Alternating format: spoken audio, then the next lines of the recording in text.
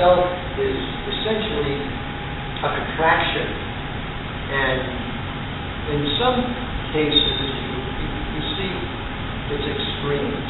You see it in the malignant narcissists like Saddam Hussein. People who have no sense of any value for anything or anybody except themselves and their own pleasures, and what they identify with to whatever extent. But everybody can see, even he can do that work. Everybody can see the self. We have a tendency to idealize ourselves. And I'm saying this, and I wonder if people picked up on it, what people usually like to lie. It's sort of like, oh, I did this or I did that. I think I must be right because it came from me. Or, now here's how it relates to your city, your Zen city. You have a thought. Why do you get sucked into it? Because the self is that thought. You have that thought with the sense that it came from you. It is your thought. You are somehow in it, right? You identify with it. It's there. It's implied. You don't have to think it out.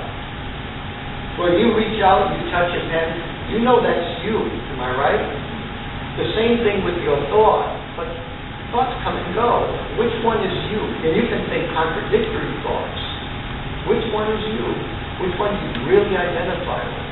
So, in Zen, and in Krishnamurti's radical Zen, what they call that, all you're asked to do is to pay attention to it. Laying out a finger on life means don't do any violence to it. You find that you're an internally violent person.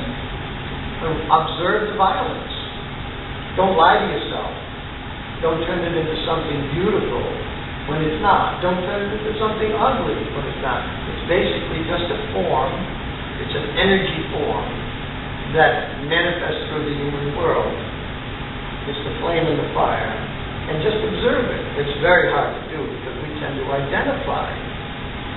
We have good thoughts and bad thoughts. Many of us are, we care about the planet, we care about other people, and absolutely we identify ourselves as good people, but basically you're only talking about behavior. In the past, you've done all these things. You know that you have the horrible freedom to do the opposite because you're human, because you have this ability to change, good or bad. So you don't put a crown on yourself and coronate yourself. You don't have to. Zen asks you to give all that stuff up.